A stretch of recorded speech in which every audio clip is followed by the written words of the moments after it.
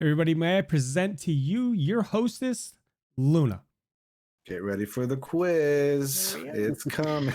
Hey, everybody, we are live. Yeah, nobody studied for tonight. They're all in trouble. All right, we are live, everybody. Welcome to tonight's episode of Tales from the Tavern.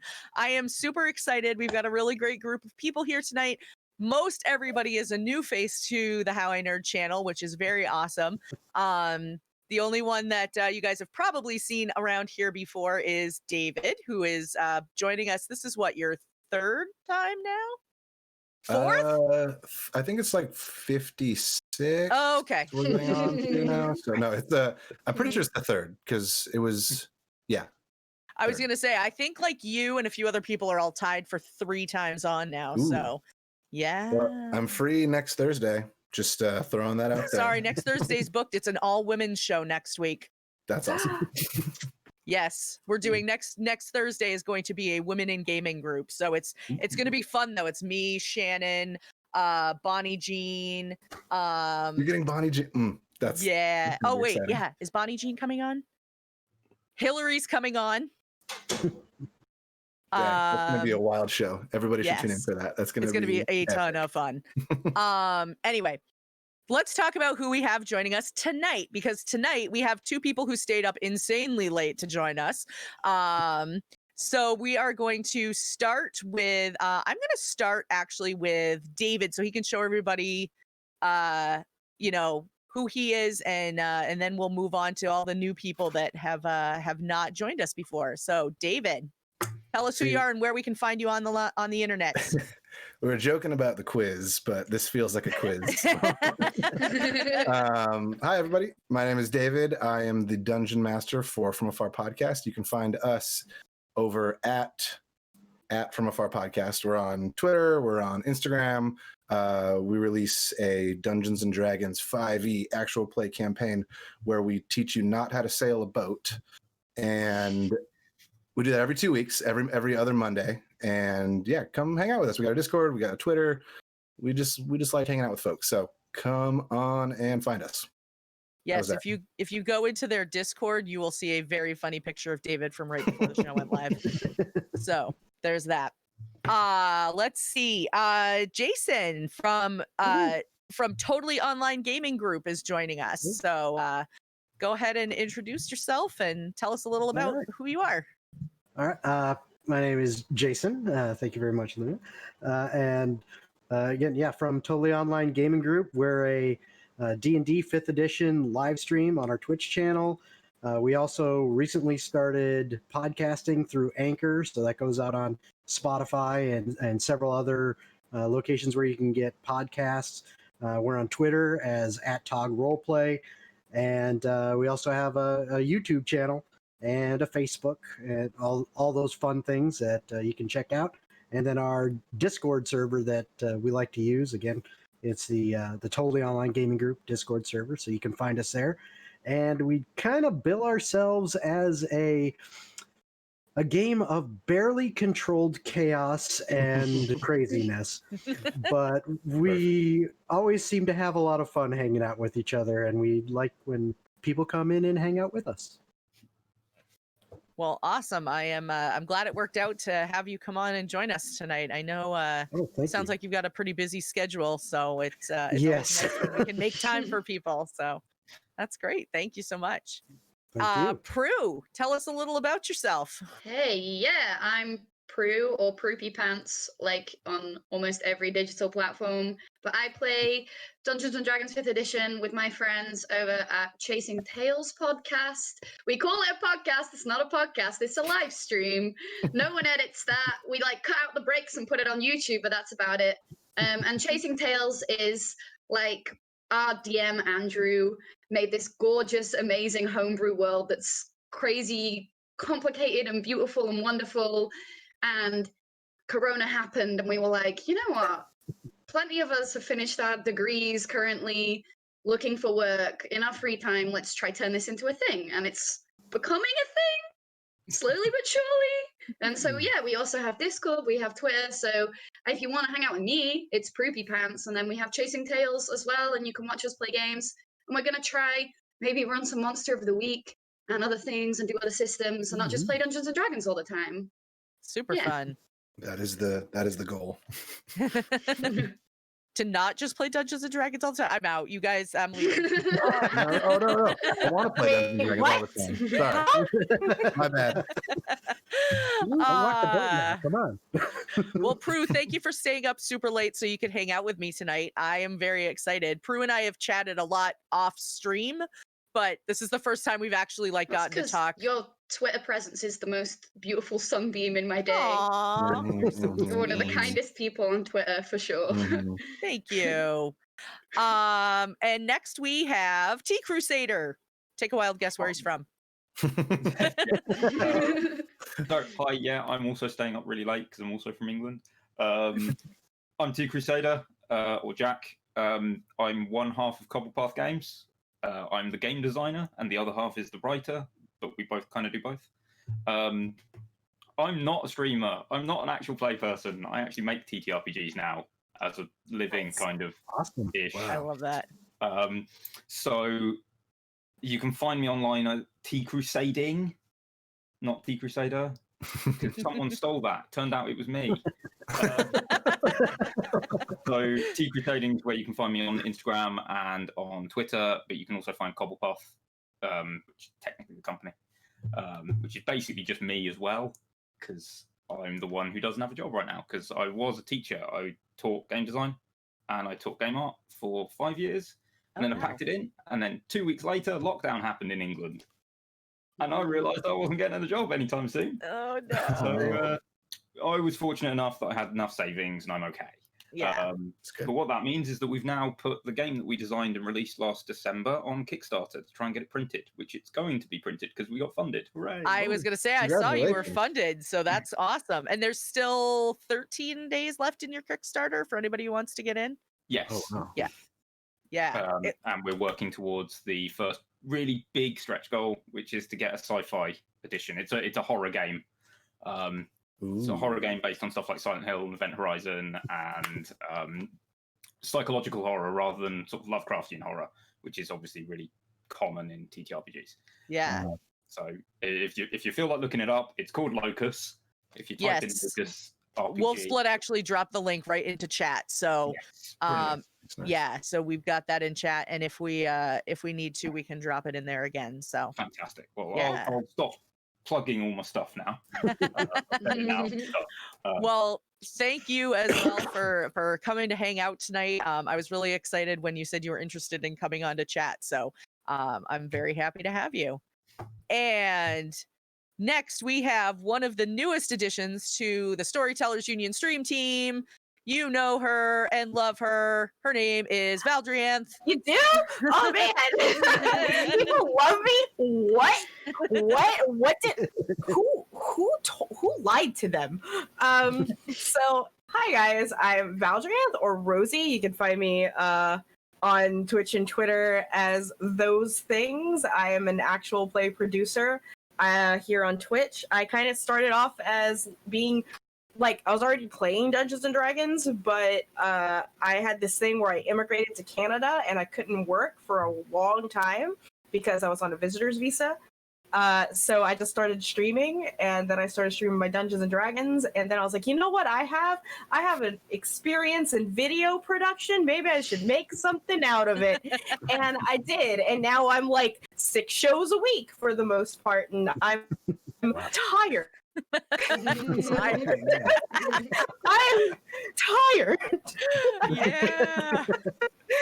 But you know, it's a thing, and it's great because I get to like technically my full-time job is playing games with my friends, and like you know, I don't think 14-year-old Val would have figured this shit out. So, but you know, 34-year-old Val, it's like, yeah, let's do this, Right? So Just yeah, when our parents that's told us you couldn't make a living playing games for let's not be like real, like let's be real about this. I'm not making a living off of this. Like, I like my husband makes the living, okay? Like, I am here just being pretty and like having fun. Like that is, I'm a trophy wife. Like let's just say what it is, right? But yeah. She's also a confirmed velociraptor. She told us. I am. I'm 100% a velociraptor. So if you see anybody throwing up like purple dinosaurs in the chat, that's from me. So my first love is paleontology.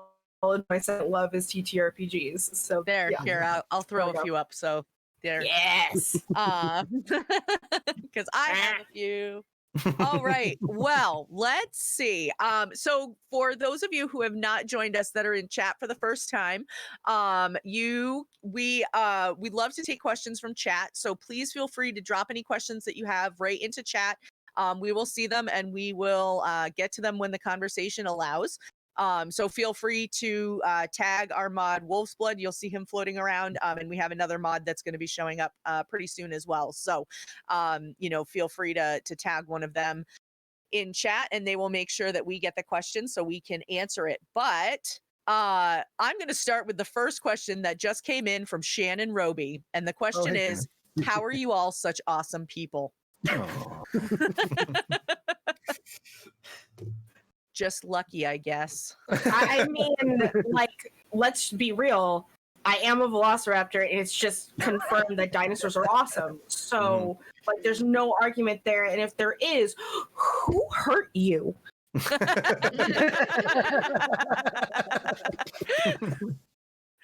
Oh, that's funny. Yeah, I was gonna say, I think like velociraptors and tea and like living in England and stuff. That just right there. That's why we're all so awesome, because of you three. That and TTRPGs. Oh, gosh. Come on, TTRPGs right there. Yeah. I mean, that just says it right there. Anyone who plays TTRPGs, you're awesome. So it's just a fact. That is a known Very fact. Yes. Known fact. Yes. And if you write them, then you're even more awesome because Even you way give us cooler. cool stuff to because you play. give it. So Thank you. Let's not go down that route. That's a lot of pressure. also, I have another introductory question. This one is specifically for David. Oh no. DM Zach007 would like to know what kind of conditioner you use. Oh. Well, Zach, my friend, my dear friend, as per our conversation a few nights ago, I think the answer should be Munster cheese. But no, I actually just switched. I was using just some generic off-brand whatever from Target, and I got herbal essence. So Ooh, here we fancy. go. I don't know the flavor or the magic behind this magical potion, but I put it on my head. That's Good it. job. Thanks. Oh goodness. All right. So for real, we have gotten a couple of questions coming in already. Jim the Dim would like to know, what is one PC trope that you love to see in your games? Ooh, that's a good question. Also, hey Jim, how you doing? I'll go ahead and jump in on this. Go go for for it. If that's okay. I would say for a PC trope that I love to see is a character that is they're searching for either like their brother or sister or their father. They're searching for a family member that has gone missing, because as a DM, when a player writes a backstory and they have something like that in there, that just gives me a ton of stuff to work with and things that I can throw in, clues here and there, and it's just for me, it's all around fun. So.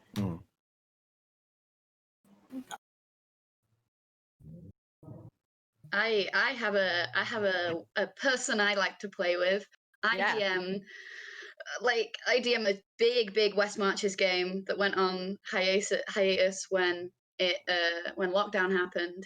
But in that game, like, I'm having to organize so many people, and there's so many different people come to the game, and I just really like the players that come and their PC is like the plucky go-getter, like, because so many people make their cool dark twisted characters, and I have lots of characters with like difficult backstories and difficult things they're trying to work through, but like having that one plucky person being like, we should go find that dragon. Oh, thank you. You make DMing so much easier. I don't have to like pull secrets out of you. I can just like let you run around my world like a giddy little child. Like the childlike wonder characters are the ones that like really get my heart. I love those ones. I would like to second that. It is one of my biggest fears whenever I start a campaign of like, okay, I'm going to give them the plot hook, and if they don't take it, I don't know what I'm going to do. So like whenever there's someone in a game where it's like, yeah, whatever you say, let's just go do it. Let's go find the treasure, beat the dragon, whatever. Like, yeah, I agree with that. Well said.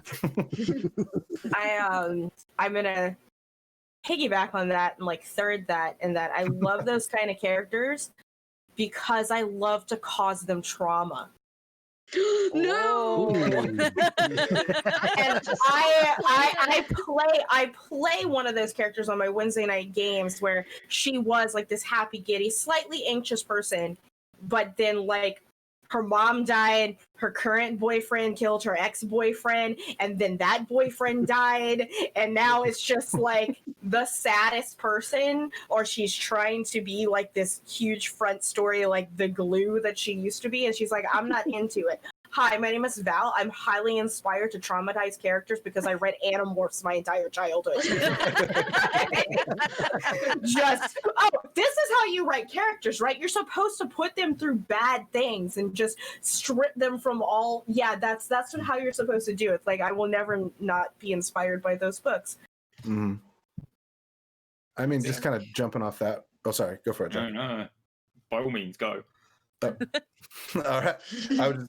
There is, I think there is a little bit of truth in that. Like having characters go through some trauma, not necessarily trauma, but just something kind of heavy gives the players in a TTRPG something to like really like sink their teeth into and really like grow from. Because like there's so we all write these really cool, really awesome, really fun backstories, but like that's all in just our head, and like we have envisioned it in such a way that it's like, oh, like I went and I slayed the dragon and that killed my mom and that's why I'm on this adventure. Like that hasn't actually happened, but like when you put a character through something in a session, then the whole group or even just that one character or that one player can like always call back to that and just really grow and like move off of that like anchor point, which is pretty cool. So I agree with you also. I agree with everyone. I'm a very agreeable person. So.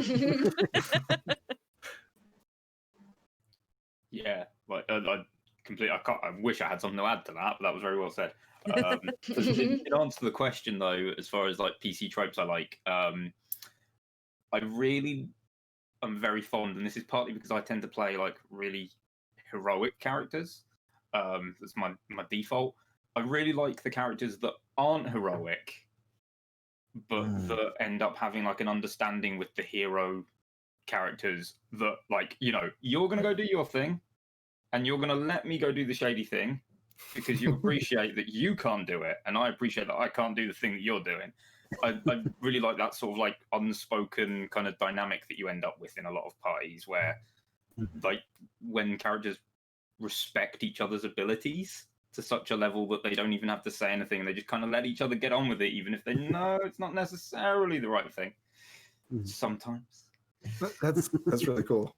Just having that like really cool character group dynamic to, because I've been in a part of mini games where it's like the paladin is like, I'm standing up for the law, and the rogue's like, I'm gonna go kill this guy, and then it just turns into this like head-to-head moment of like, like nothing really happens, but like if they have that mutual respect, then like the story can advance forward. I like the way you said that. I agreed again. So.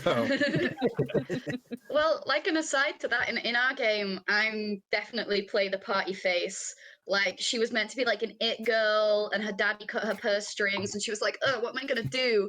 And so she's like, her build is just socialite. Like that's it. That's the only thing. I was like, she's gonna be Paris Hilton in a fantasy game. I love it. But that means like our game is so like intensely RP that if like I'm off doing something and the others have to go and like talk to someone, it's like so awkward sitting there out of character listening to them talk because they are all really good at role playing, like being horrendously low charismatic characters, and it's like so horrible watching them talk to like shopkeepers and stuff. And I'm like, I wish I was there.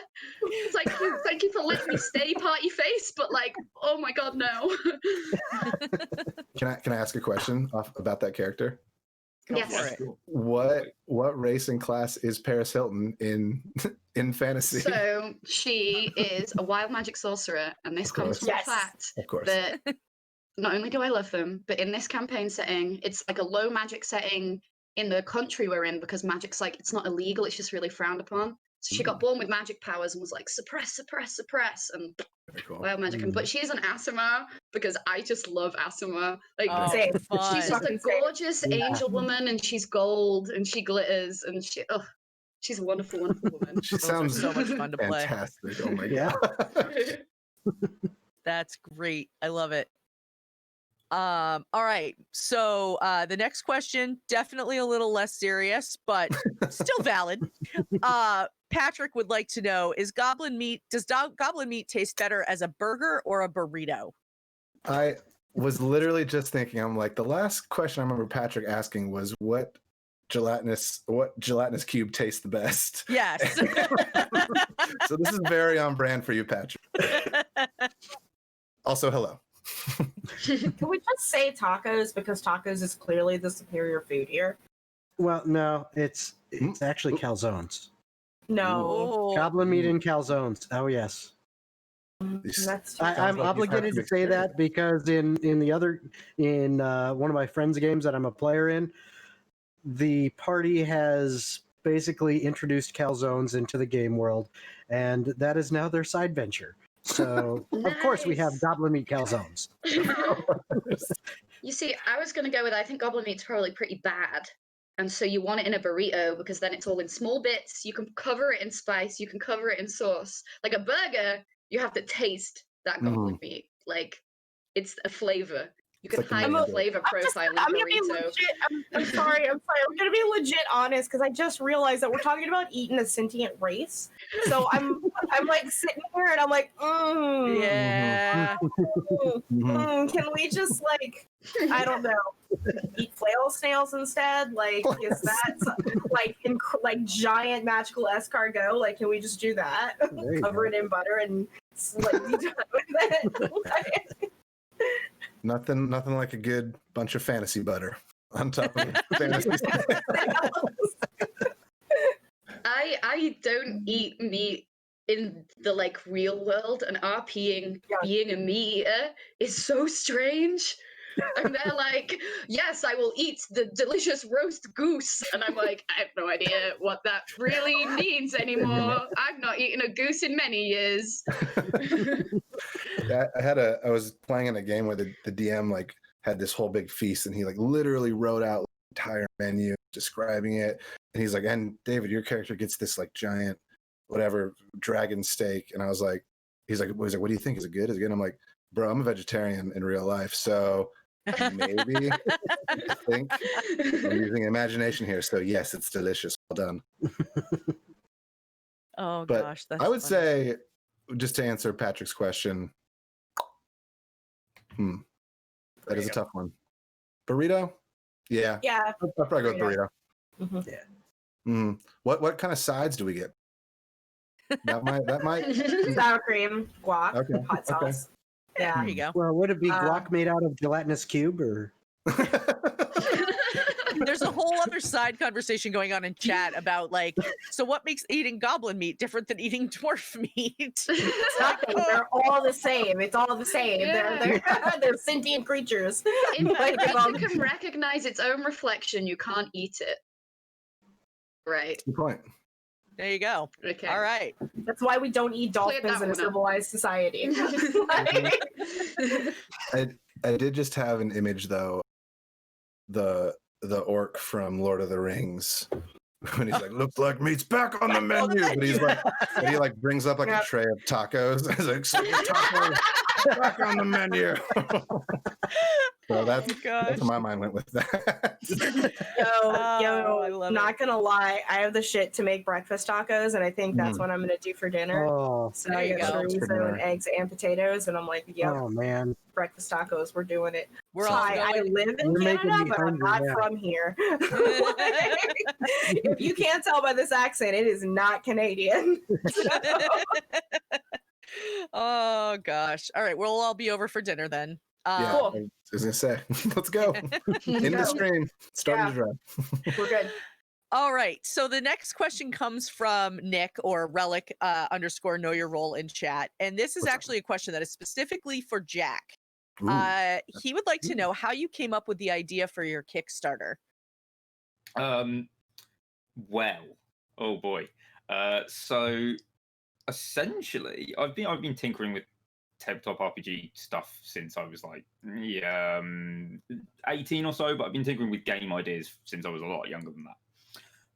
But when me and my housemate, the other half of Cobblepath, moved to Bristol first like 6 years ago now, we went to a board game convention at some point, like a few months in, and we went there and we saw all this stuff, and there's loads of indie games there, and we were like, this is really cool. And then afterwards, we were sat in the hotel bar, and we sort of were talking about how we should make something. You know, I do game design. I don't think I was teaching at the time. I think I was still working in a bar back then.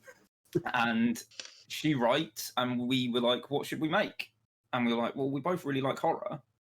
And we both felt that there wasn't really a horror game on the market for us that we knew about, because we weren't really super into sort of the Call of Cthulhu kind of stuff. And we really didn't have any sort of idea of the indie market at the time either, which I'm sure that there probably were some great horror games out at that point, but we didn't know about them. So we sort of set out to make it. And over the course of like 5 years, we pieced it together, like starting sort of huge month-long gaps between play tests where we play test it and then we get loads of feedback and then we change a load of stuff, and then it would be months before we got to play test it again, so we just didn't do anything.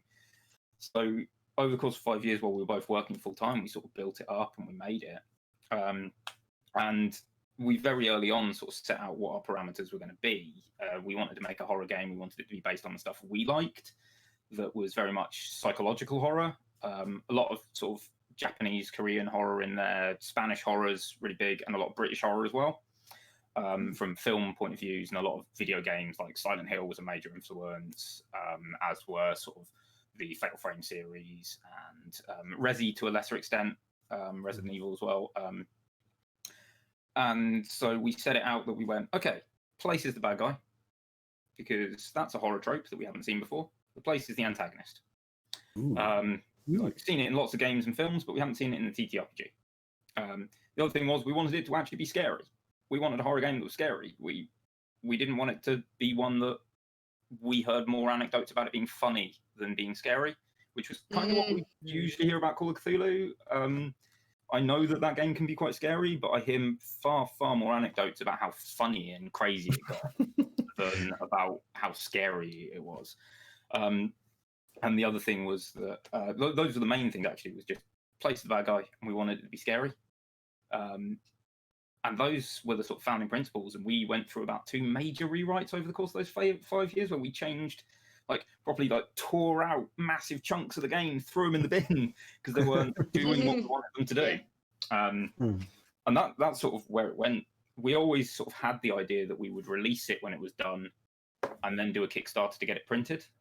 But it was only after I quit my job, and I was sort of, as I was gearing up to quit my job, we were looking at doing the Kickstarter, and then I quit my job, and then I was like, I'm not doing anything. I should probably take this really seriously now. And then it sort of pushed it back by a few months, but we took it properly seriously. And I think if I hadn't have talked to a couple of people who've been really helpful, like Trinity Knot Studios, for example, plug, we wouldn't have been nearly as successful as we have been in the Kickstarter. There's a lot of stuff that we wouldn't have known that we didn't know. But fortunately, we're successful. It's going to get printed, which is awesome. It's going to get fully edited and it'll be released and actually not a horrible mess. It's been quite good, but there's chunks in the original version of the book where it's like, when did we write? We must have written this at 1 a.m. Well, none of us were really conscious because it makes no sense. It's just gobbledygook. There's whole paragraphs. They're just nonsense. We now have a professional editor, so that's going to be sorted. But yeah, we got together. We decided what we wanted to make, and then I built it from there. Basically, we built it, but I did the mechanics. She did a lot of the writing and the sort of setting out like that. So Yeah. There's Very cool. another principle in your Kickstarter advertise that I really like as a horror thing, is it says that like you as players have flaws and you roll to overcome your flaws. And I just love that in a horror game, that you have something really wrong with you and you're wrestling with yourself to succeed. Like that isn't something I've done in a TTRPG before, except like forced to through RP. I've never had it mechanically like there. And I think that's really cool. Yeah, because it's came up really early in the design. Was like the first thing we did was we looked at all the horror things we knew and all the horror stuff that we liked. And in most horror stories, people don't succeed because of what they're good at. They just fail because of what they're bad at. Yeah, that's what gets people in horror. Yeah. So we don't have dexterity; we've got clumsiness instead. Nice, yeah. You negatively stat your character in Locus. yeah. And that's something I gotta say that is super cool, because most of the games it's just the opposite of what Prue was saying. It's you're super powered in this area or in this area and this area, and so you've just got all this skill going towards this one direction, however you built that character, and then all the other characters synergize with that. But here it seems like, okay, we have all this detriment that we have to overcome, and that just excites me. That's really cool. I feel like also like with what you're saying of like having it not be the classic like D&D TTRPG where it just turns into this like goofy thing. Like if you stat your characters, like you're not going to be dexterous or something, you're going to be clumsy. Like that just sets the tone of like, oh, like we're pretty serious about this. Like you need to find ways to overcome. That's really cool. I very, very much like that. Yeah, like honestly, mechanically speaking, it's only doing like tone setting, really, because functionally it's no different to just having the stats the other way around and then just saying that you're rolling under rather than rolling over. But it is quite nice because there's a really subtle thing I noticed recently, which means that because of the way we've done it, ones on the dice are still scary, which is great because it's not a problem in a non-scary game for you to roll a 1 and go, oh no, actually I want a 1. Yeah. But I think most people have the gut reaction that you see a 1 on the dice and you get that little stomach drop. Oh yeah, absolutely. And in a horror game, you want that. You want those innate stomach drops to matter. So that's a nice little thing as well. But yeah, it's very much about the tone setting as far as that goes. And it works quite nicely from what we've seen. And a few people said they really like it. So that's awesome. I'm glad you lot think that it's cool. Sounds really, really, I definitely want to try it. It sounds awesome. I know it does sound really. I was reading up on it a little bit earlier with Yachts, who is in the chat, and he was like, "Oh, this looks really cool too." One of the things that stood out to me about it was the health tracker being called Death's Door, and I was like, "Whoa, that's pretty serious, man." So hilariously though, it's not actually that deadly. Yeah. But yeah. That was Steph's invention. Most of the interesting naming stuff and the language and stuff that's used is her. The name was her. It went through several names. She's done classics. She knows a lot of different. She knows Latin relatively well. Oh wow! And there was a point where we sort of were talking about it, and she just went, "No, we can't call it this anymore because it was called Malolocorum originally." She was like, "No, we can't do it. I can't cope with it anymore." And I'm like, "What's wrong? What's up?" And she was like, "It's not Latin grammatically correct." Grammatically correct in Latin, and I was like, "You're kidding me." Man, that is Loads of different things, and it was just like, "Nah, that sounds a bit naff. That's not very punchy. I don't like that." And we eventually just went, "We're just going to call it place. It's just called place in Latin. Just place, because actually that works quite nicely." Yeah. But that was an interesting few days. Yeah. And I'm glad pretty she did it cool. because I don't want it to be wrong. Yeah. But at the time, it was like 3 years in of me calling it. Oh no. And I was just like, now I have to readjust all of my thinking. now at least you won't get like snotty emails being like, "Excuse me, I think your Latin is incorrect." You saved yourself. Yeah. I expect we're still going to get some of those, possibly. She occasionally gives me little lessons about how Latin grammar works, and I'm still baffled by it. But it's English grammar works on like a sentence basis. Like sentences have tenses, and sentences have things. Latin works on a word basis, I think. Yeah. You can have different grammatical choices per word depending on the framing of the word. So if you've got a 2-word statement, there's like loads of different possibilities. Not my thing. Language is not my thing.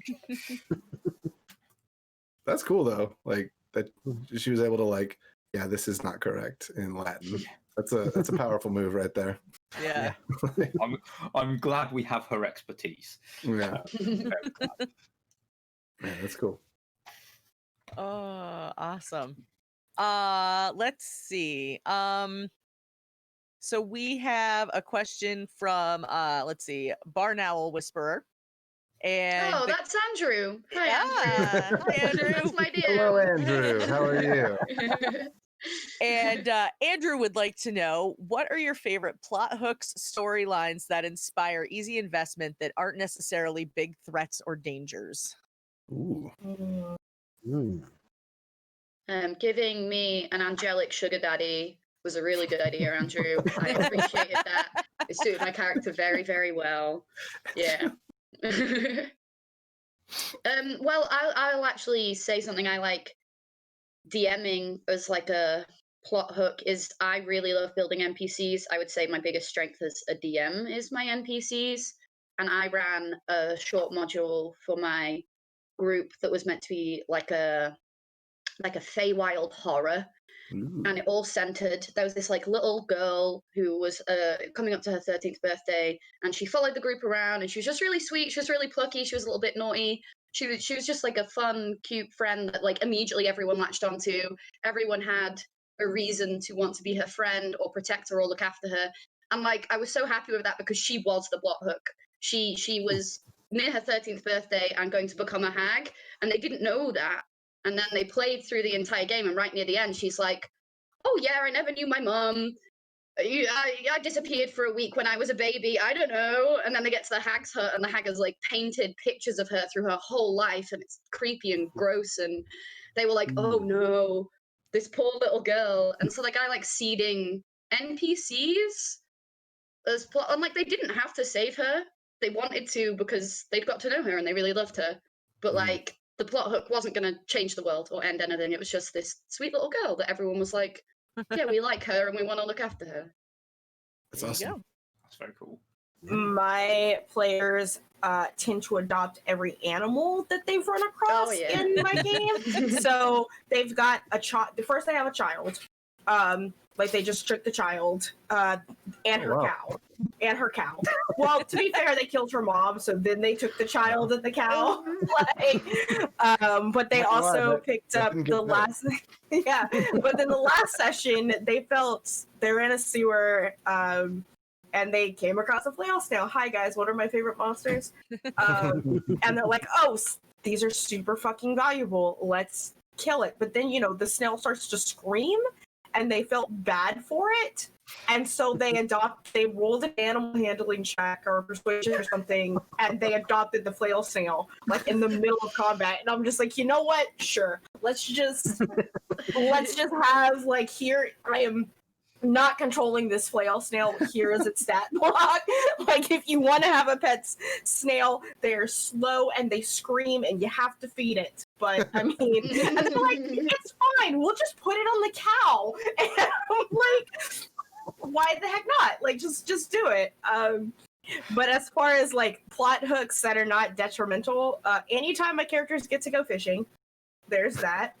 And anytime I can Dragon Age style romance somebody, like just let me jump in, let me do that, let me like get especially if it's a monster boyfriend, like let me go into it. Like give me the iron bowl, let's do it.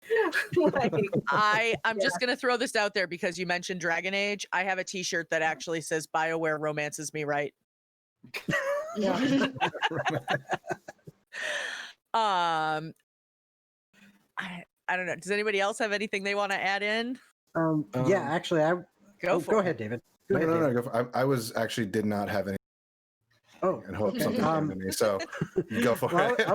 I was gonna say I'm kind of the same opinion of Prue on this, because it depends. For me, it depends on who's at your table, obviously. But with my players, I know that a couple of them, all I have to do to get them interested in something is throw out an innocent, and particularly a child, and just make that NPC interested in them and lovable and a little bit pathetic.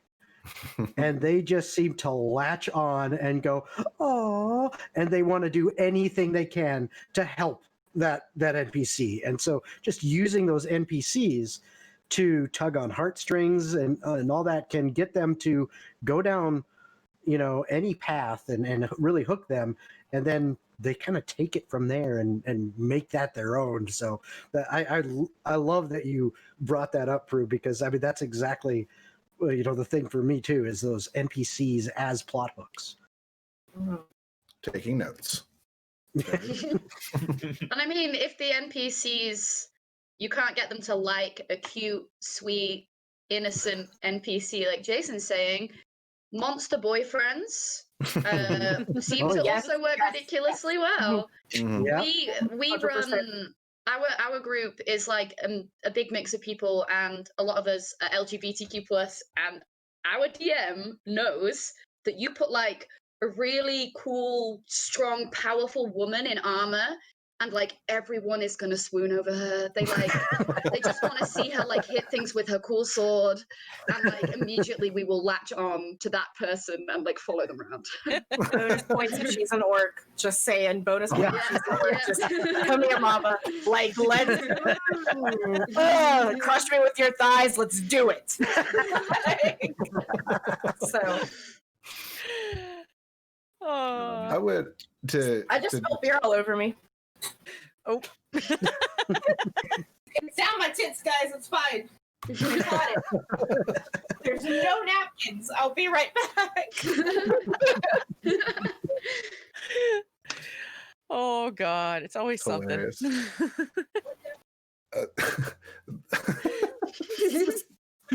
thinking of all the different NPCs that the romances with, like werewolves, and goblins. Maybe, I don't know. We were talking about. Maybe that's just too creepy. In the 5-year long Scion game that we've got running, it's like our main one for our group. 5 years is very impressive, may I just say. Yeah, Wow. it's been an amazing game, 7 players, and the DM is just supernaturally good at it. Oh wow! She's really, really good at running a Scion game. Nice. It's kind of on hiatus because of we can't play it in person, and we've spent 5 years playing it in person, and switching to doing it over online is just not. It doesn't work for that game, unfortunately. But my character ended up marrying a troll in that one. And so it's not a D&D troll. That's a British Celtic mythology troll, because he's a British Celtic mythology scion. Well, he's now a god. Oh, whoa! That's cool. The idea of the game is the setting is you're children of gods, and you start as like just a little bit more than human, and then as you sort of, for want of a better word, level up, you become demigods, and eventually you ascend to become gods. Wow. We have done the gamut. We're now all gods. We're not Zeus level gods, but we're pretty powerful gods. But one thing that I think is quite cool, I don't know how well this would translate to D&D really, but a really cool plot hook that was like one of the gods part plot hooks was about finding our roles. which some of the party have found and some of the party haven't. And there's sort of like metaphysical, like your god role. You are the god of this. And it's got a sort of twofold thing in that first you've got to figure out what it is. And then after you figure out what it is, you've got to figure out what that actually means and how that's going to impact what you do. And whether you play up to it or fight against it and things. Which is pretty cool. Like my character ended up being the god of bridges. That's awesome. Like there's a whole... Sorry, it's so adorably British. Like, I'm just the god of bridges. Like that. One step up, you could be the god of canals. It would be perfect. He did end up basically being King Arthur.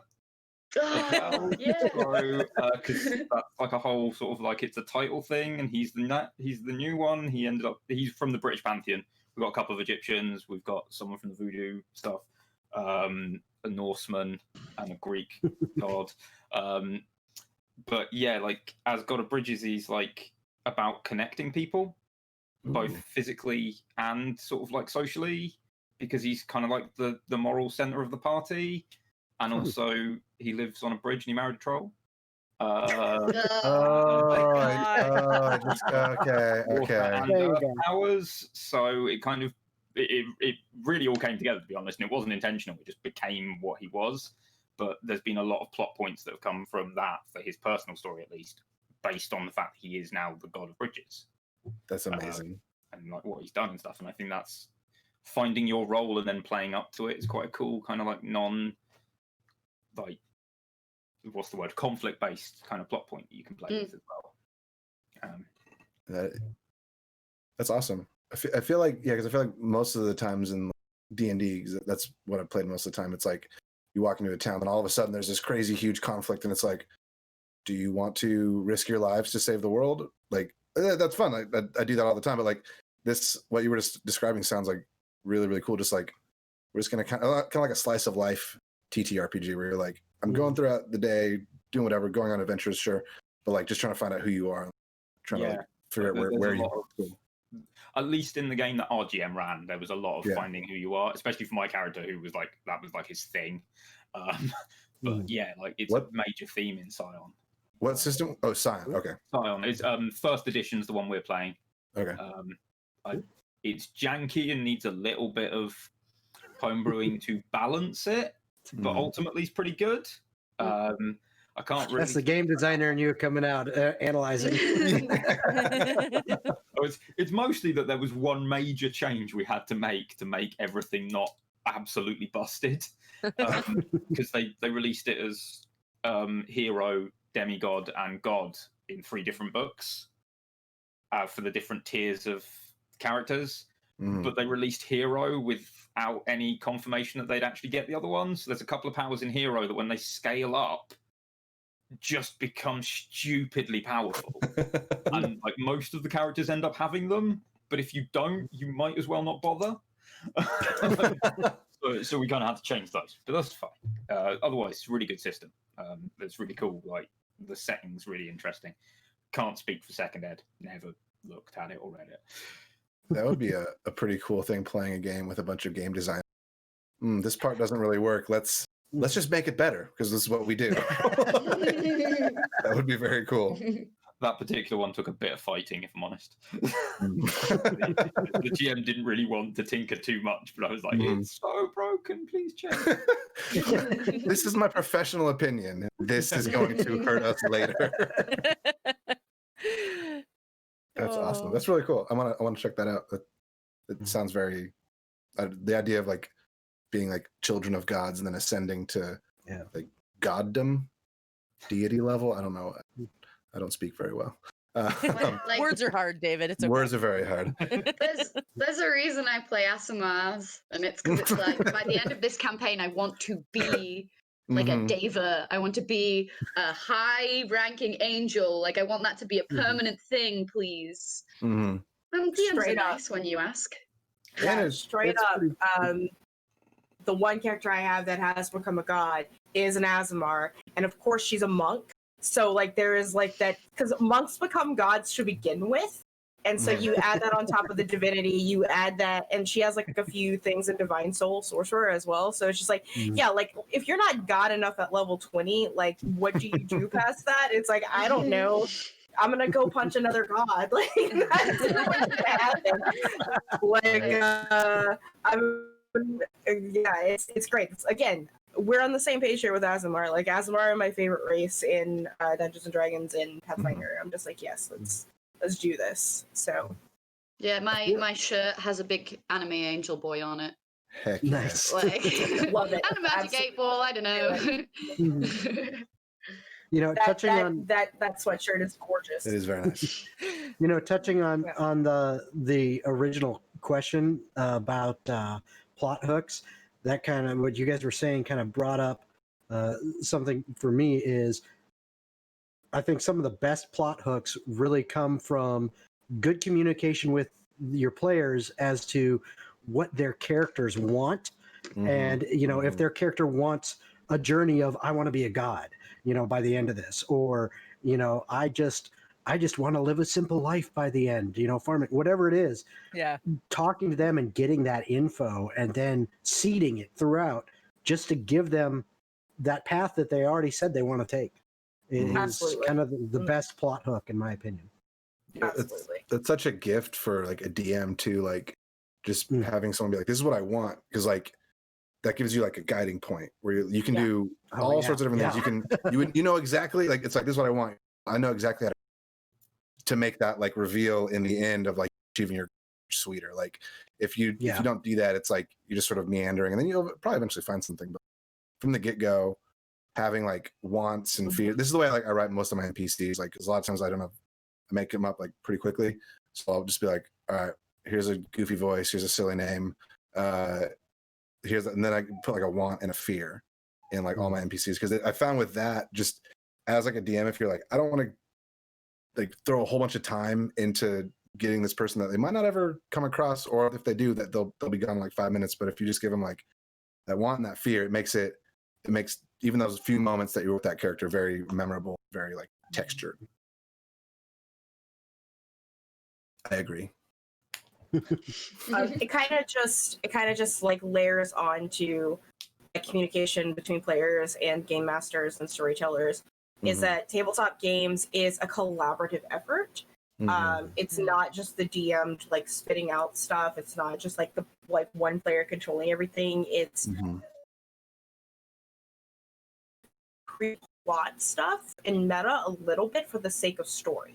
Especially when it comes to because a lot of us do actual plays and live shows, especially when it comes to that, when like you got to be a little bit more streamlined, because you have to keep in mind that we are games, but we're also shows. Exactly. So it's like, what's fun for you as the players, but what's also good for people to watch. So it's really good to just like, that's why I value decompression so much.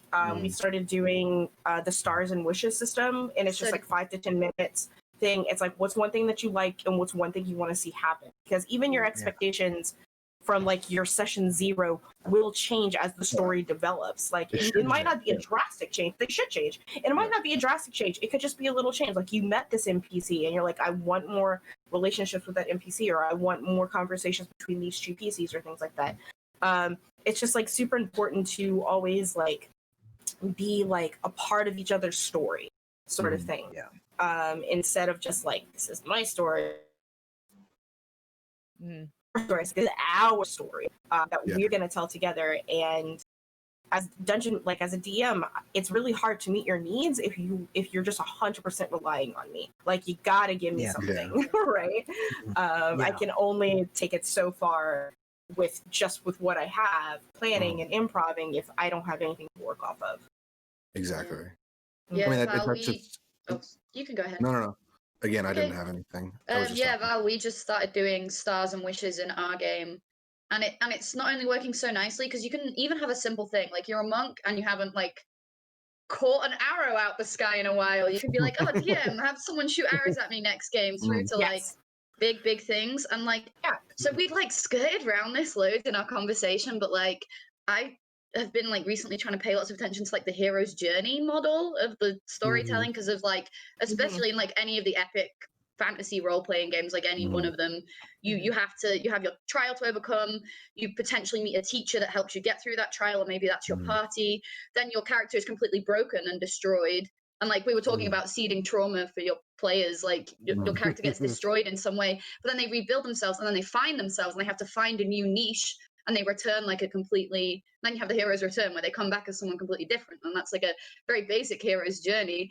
And I just did a full loop of that in my game, and now I'm like gonna try and figure out with my GM, like what do I want next for my character? Because like her big thing was like, my dad cut my purse strings. I just want him to be proud of me. And she like helped kill a huge red dragon that was plaguing the nation, and she got back and did this huge victory tour, and her dad was like, I'm proud of you, baby. And I was like, okay, my hero's journey is done. My daddy's proud of me. I did it. But that means I've now got like 10 more levels of growth in the D&D system to get through. And I need like a point. So I need like some kind of something. I don't know what it is yet, but we'll figure it out. A new goal. Yeah. That's awesome. Yeah. A new relationship. Yeah. I have just started dating the princess of the realm. So Yes! There you go. There you go. There you go. My other big goal is like, I will be queen. I was like, I'm gonna like shade the king. I'm gonna like slowly depose him with warriors. And instead, just date the princess. So much easier. I think there's nowhere else to go for you. That's right. You've arrived at peak. You've got that mapped out, and you're like, I'm gonna marry this bitch. Let's do it. I love she it. does wear a lot Absolutely. of armor and swings a big sword. So I was about to ask, does she have a big sword? Oh, mama. I always really appreciate when I hear other games and other people in the TTRPG community talking about things like the hero's journey and like actual like story beats, because I come from a screenwriting background. Like that's like all I know. So it's just like it's such a cool tool to be able to put into a game of like it's literally a roadmap of like, do you want to have a really impactful story with your players? Like here it is right here. And I think that's awesome that you do that. I think it's very cool. Yeah, sure. All right, let's see. I'm gonna jump in. I'm gonna put a question out there.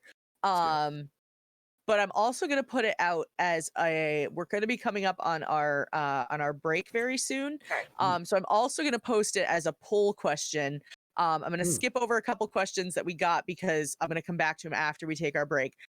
So this is gonna be some things we can start talking about it now, and then we'll come back to it again after the break.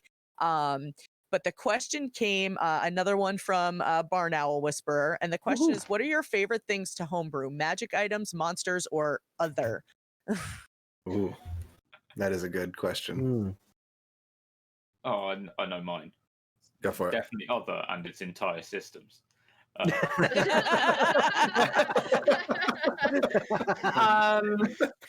Yeah, the curse of being a game designer is that you don't homebrew stuff, or I don't homebrew stuff. I go, this doesn't do what I want it to do, therefore I will write an entirely new game. I'll see everything.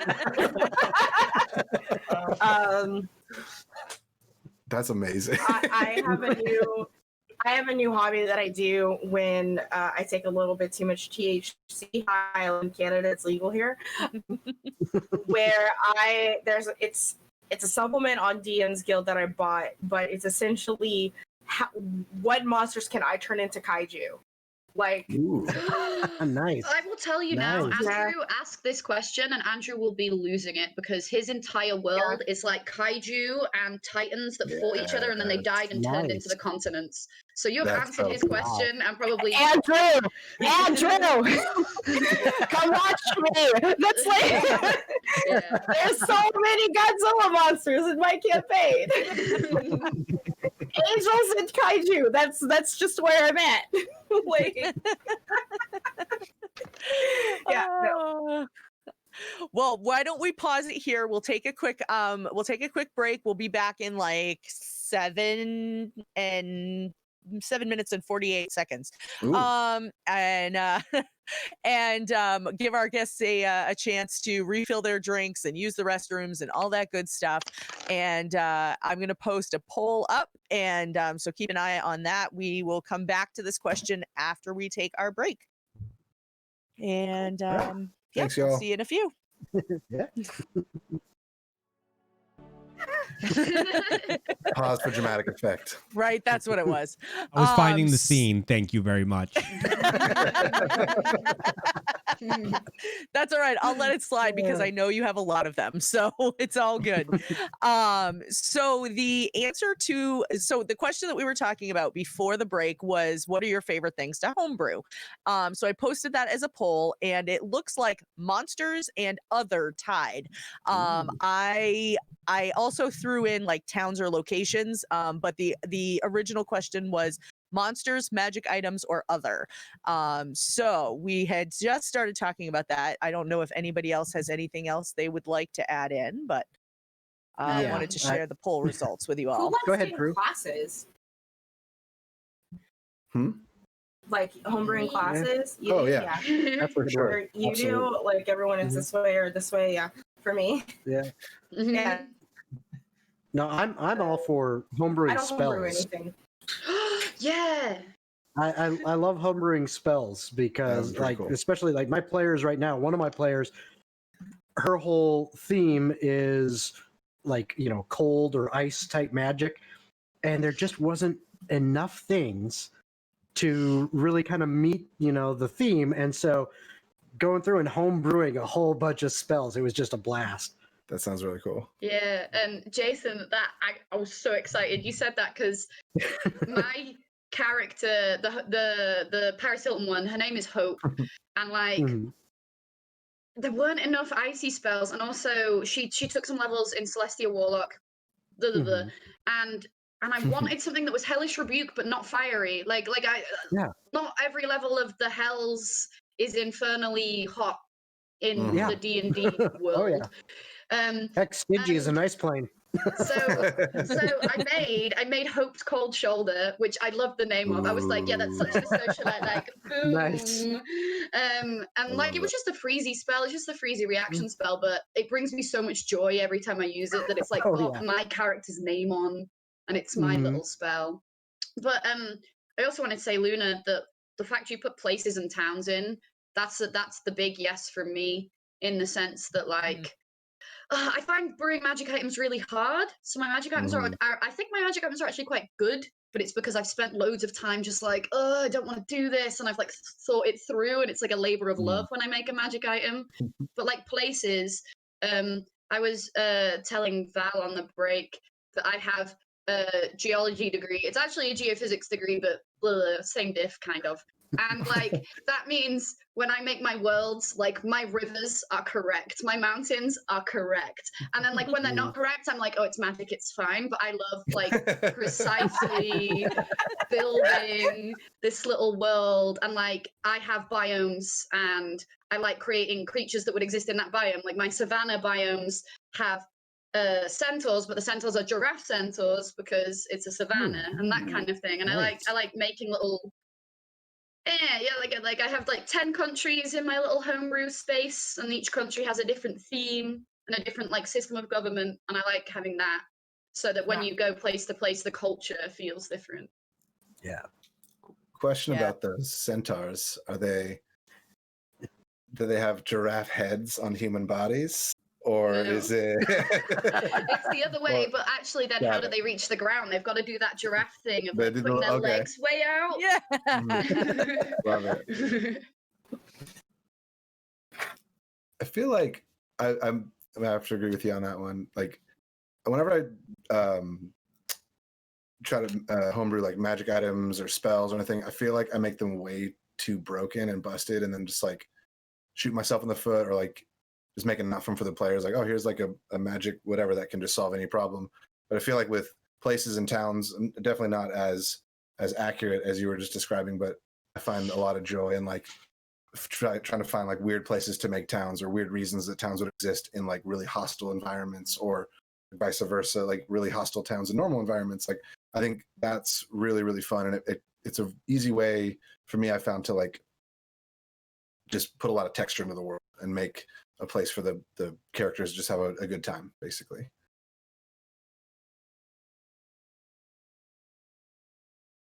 All right. Anybody else have anything they want to add? Should we move on to the next question? Go ahead. Wait. All right. Yeah. One thing. Let's do it. Go for it. Is that what the giraffe sent us? Yes. Exactly. Wow. Yes. Oh my goodness. Oh man. Okay, I that's love that going you in my just next sketched game. that out. That's so great. That concept's going in my next game. That picture right there. Don't get me wrong, I absolutely love the idea. I just had that image in my head and I had to get it out. That's amazing. I love it. That is cool though, like what you were saying, like trying to make things accurate, and like that's a cool like so many things you could put in like a savanna place, or in a forest, or like in an ocean, underwater ocean adventure. Like there's ways, I feel like there's ways you could take already pre-existing monsters and spells, like you were talking about with like Hellish Rebuke, and like just add that flavor and that twist to it, and then make it like completely your game and your character and your story. I think those are the moments that really help sell a campaign and really like, make it memorable for your character, for your players. It's awesome. Nice. All right. Well, we're going to jump into the next question. This one is from Brianna Jean. And What's up, Brianna? she would like to know, what is a way D&D has either changed the way you see yourself or changed the way you interact with others? Well, I carry around a D20 everywhere I go, and I roll it for any social interaction I have. I've actually legitimately done that at a pizza place when we couldn't decide if we wanted pizza or subs. We rolled a D20. We were like 1 through 10, we get sandwiches, and 11 through 20, we get pizza. So What'd you get? What'd you get?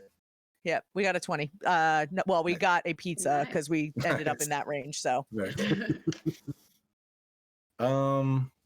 In all seriousness, though, I think one thing that D&D has done for me personally was, I come from like an improv background, and improv for me has just like given me a lot of confidence and a lot of just like ability to be in social settings and like hang out and just be like a normal person.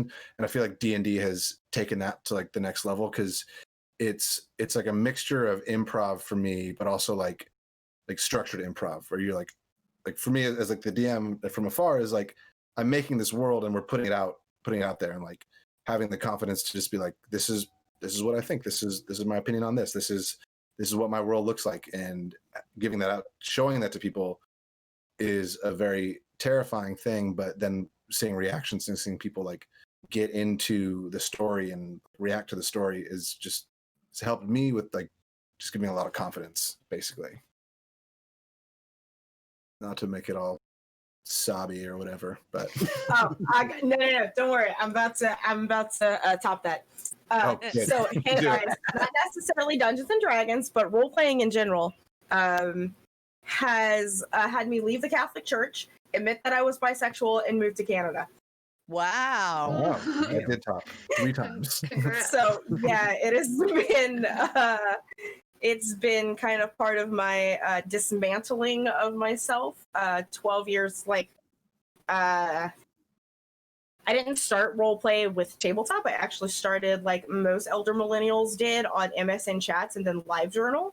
So where we did a lot of play-by-post stuff on LiveJournal for a long time, and that's actually how I met my husband. But it was a way for me, because I grew up in small town Louisiana, so it was a way for me to really meet people outside of like this bubble that I was encased in. So like it created a bridge to where it's like, sure, maybe I didn't agree with these people's life choices at the time, but I like having fun with them. There's no one else to have fun with.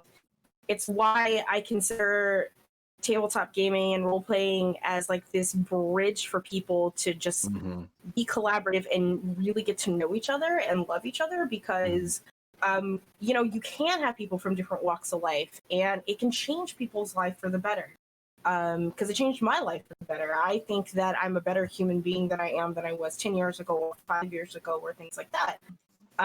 So yeah, no, like legitimately, like role playing has just completely like changed my life like over its head. It's like, yo, what up? I'm gay.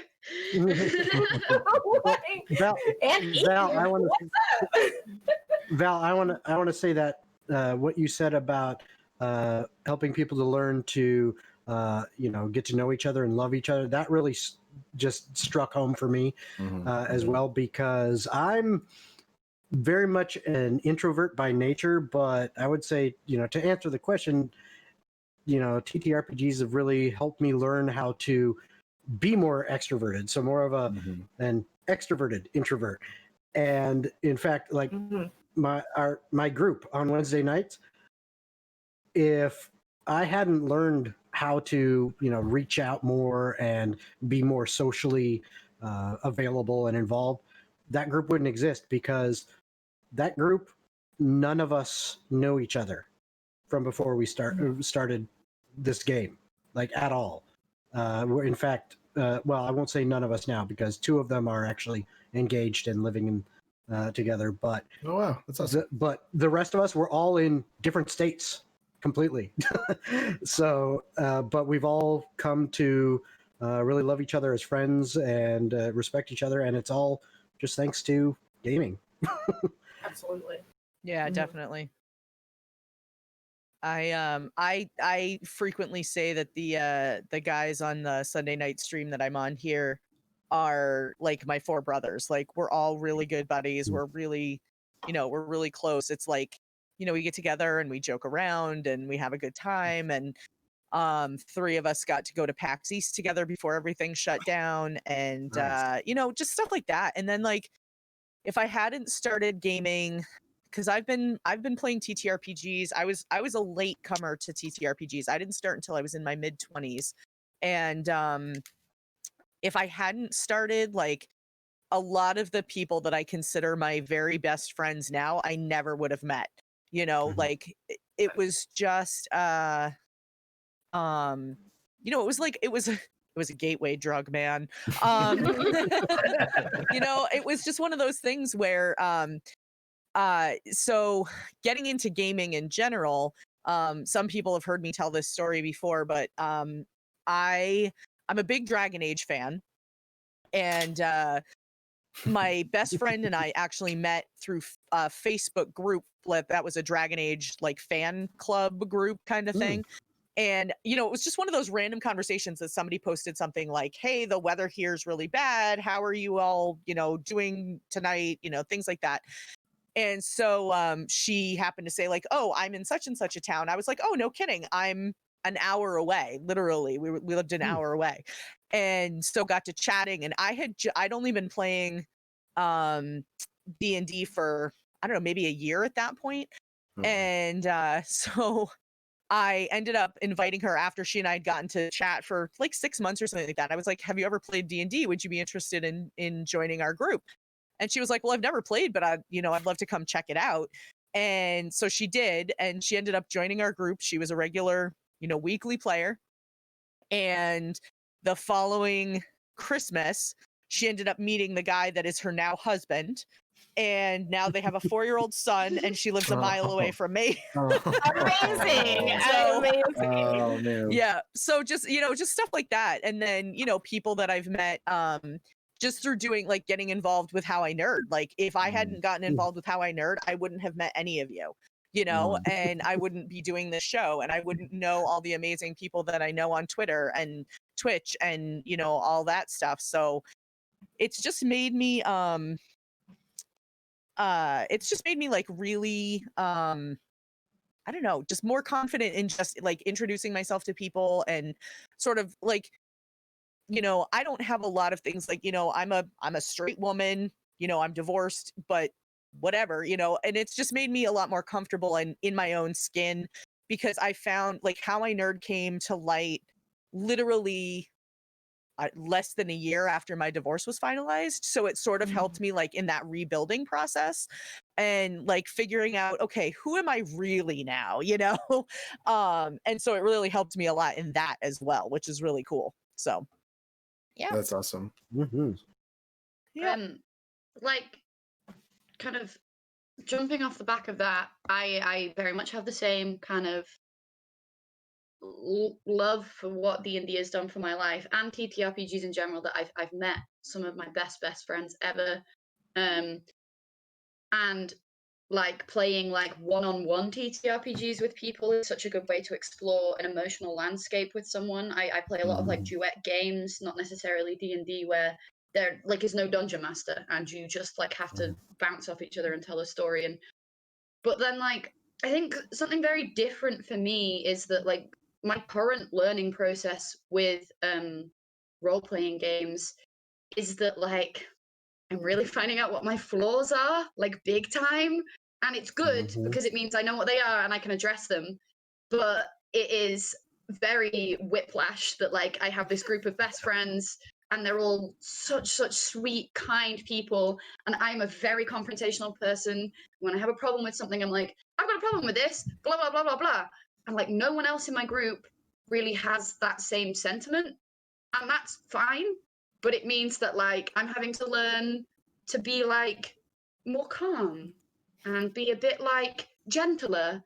And I'm like in my mid-20s and I was like, yeah, my personality is like it will change throughout my whole life, but I was like, yeah, you know, I've done the teens, I've done the early 20s, everything should kind of settle down now. No, I have so many flaws I need to work on, and it's not like a negative thing, you know. It's really nice that I'm learning these things about myself, and that like flaws I give certain characters are actually my flaws, and I see how people respond to that in game, and I'm like, okay, I should probably hold back on that, and oh no, I can be more loud or I can be more silly, but I should maybe not be as opinionated or whatever, you know. It's trying to reel in bits of my personality that like are maybe off-putting. And I know some people might be like, no, screw it, be who you want to be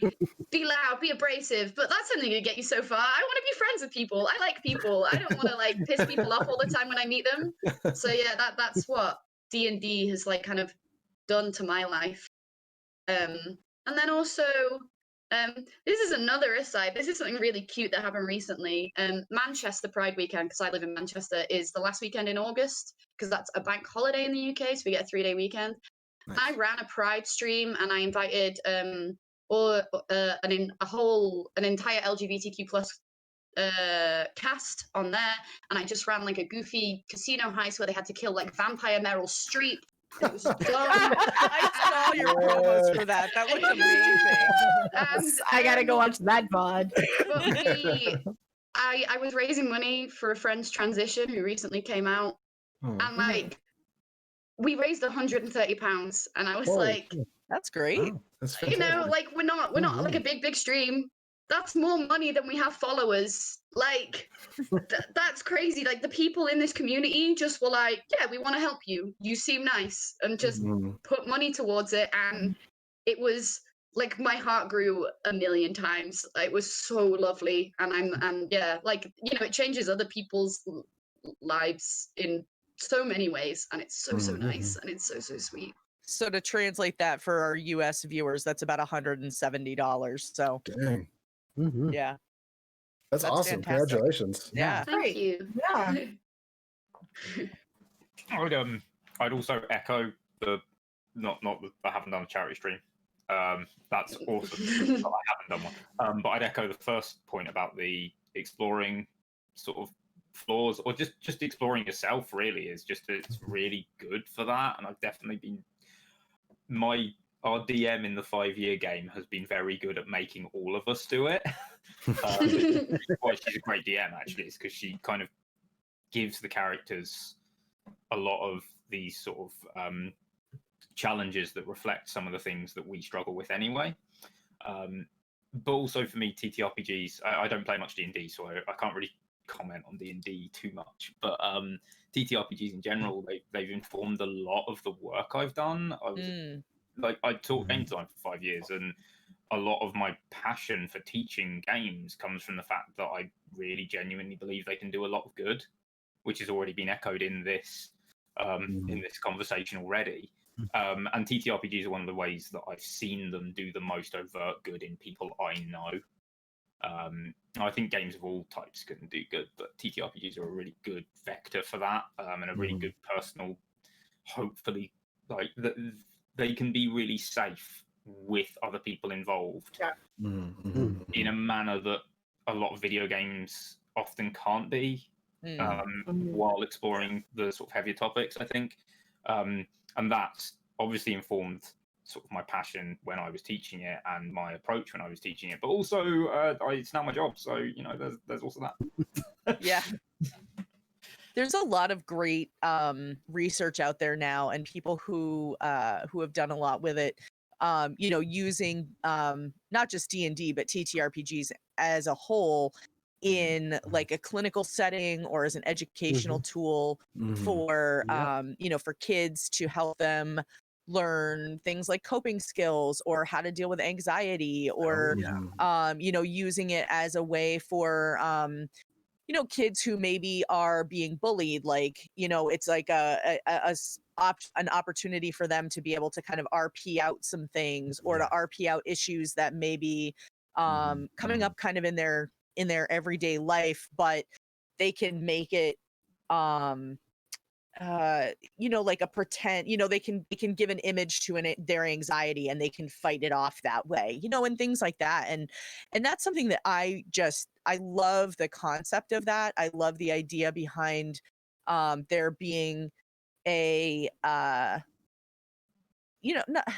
I don't want to say like a mental health aspect to it, but there is there is that as well.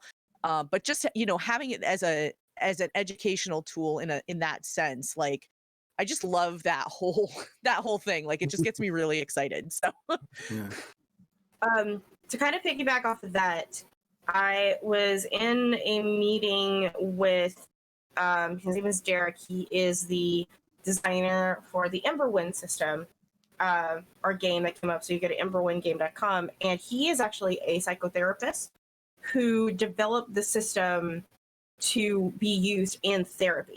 So it's so if you guys are interested in ever checking that out, it's a great system. We do it on Saturday mornings on my channel, and if you want to buy it, use code Valdrianth and you get a discount, and I get a commission for it.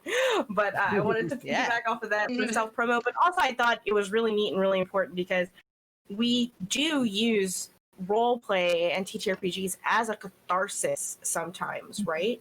And I just felt it really neat to have somebody who saw people using roleplay as catharsis and then designing a system to really cater to that. Because as much as, we use it during Dungeons and Dragons or through when I have a mass game on Nerd League on Sundays that I have a lot of catharsis with that character that I go through. It's like, man, but to see somebody see that and like how can I make a system that's built to actually cater to that instead of trying to get a system fudging a system to cater to it kind of thing. I thought that was super interesting. So yeah, if you guys are ever interested, it's a D20 fantasy system, so really easy to pick up. But no, that's the thing. It's beautiful. But yeah, that's my 2 cents on that. Fair. That's awesome. It's funny because I feel like a lot of TRPG is sort of just a side effect. I've heard a lot of people say things like we've all been saying, like, just help me get through this, help me get through that, help me deal with this. But having a system that's actually fully designed with that as the intention, like that, I'm just curious how that would run out and how you would feel. Because I feel like we've all felt this, coming through a really intense roleplay session, a really intense session of dealing with whatever flaws we put into our characters or however, whatever. Having the actual tools to no, this is what it's supposed to do. That. Yeah. I think that could. I'm very interested. Hand raised. I'm very interested in that. I'll hook you up, fam. Hell yeah. Heck yeah. I'm really frustrated because I saw something a while ago and I didn't buy it at the time because I'd like recently come back to TTRPGs because I played for a bit when I was younger, and then I didn't play for a while, and I like saw it on Twitter, and it was a system that's specifically designed to explore a conflict you've had with someone, and I was like, I don't know anyone in my life that would do that. Like, I don't know anyone I've had an argument with where I could sit down and be like, we're gonna role play this out. We're gonna figure out what's wrong. Man. I hope I can find it again, because there are now people in my life where I would actually probably enjoy that, and it would be like tough, and it wouldn't be like necessarily like a fun game, but it'd be a really good way to like, without any accusations and without any meanness, be able to talk to someone about something. Yeah. There's systems for that out there somewhere as well. See if I can find it. I would be interested in that too. Yeah, I would be interested in that. Yeah, that's really cool. I bought ages ago. I mean, it feels like ages ago. It really wasn't that long ago, but that the bundle for racial justice on excuse me. And excused. Thanks. And there's a lot of very cool like one or two player TTRPG systems in that are really like kind of thoughtful, and you know, I really want to like sit down with some of those sometime and really look at them, because they may not be specifically the one that you were, you know, that you're talking about, but they are you know, just like these more sort of insightful, as opposed to like the fantasy or things like that, you know, things that really would make you think about you know, whatever the situation is, but has some, you know, maybe some real world application to it as well. So yeah, I oh, Jim, I want to play Moose Trip with you lot. Yeah. That's oh my gosh. Different ball game. That's the other end of the spectrum. But yes, Jim, let's play Moose Trip. Yeah. That is the very other end of the spectrum. Oh, but that man. was really funny. Yeah. I love Jim. I know. Me You're too. the best, Jim. Our Jim, best Jim.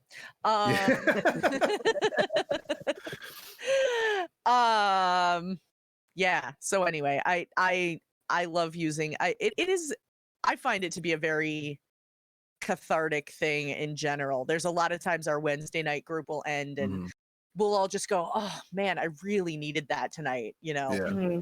And sometimes it's not even like what we do. It's just sitting down and getting out of the world that we live in and getting into a totally different one for a few hours is. Yeah.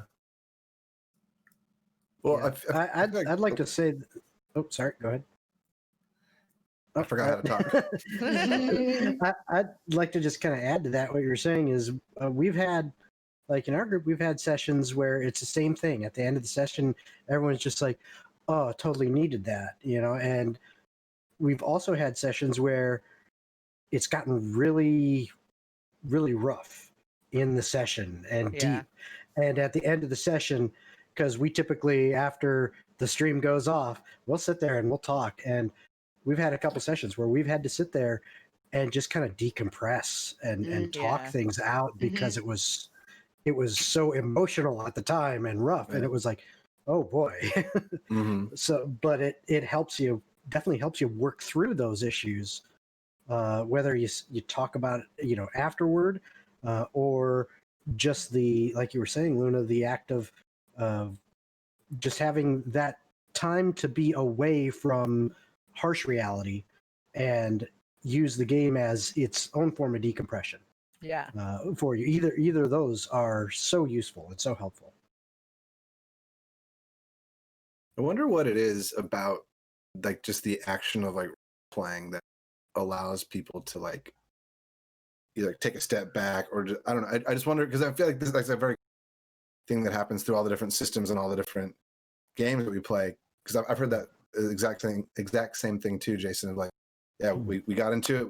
Everyone was like super tense and super angry, but we had to talk about it, and now we're in a better place because of it. Like, I wonder, what actually is going on, like up in this space when like that's happening. Because like I feel like most of us, if you have a problem with someone or if you have a issue going on yourself, you're not gonna present it to the world and be like, yo, this is what's going on, I want to deal with it. But like when you pretend that you're a half orc barbarian fighting a dragon, somehow it comes out that way. Like, I don't know.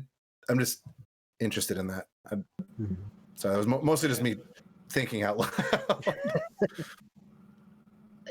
Like in our game, we had a pretty emotionally hefty like betrayal plot line, but none of us were really sure it was coming except the DM and the player who'd planned it.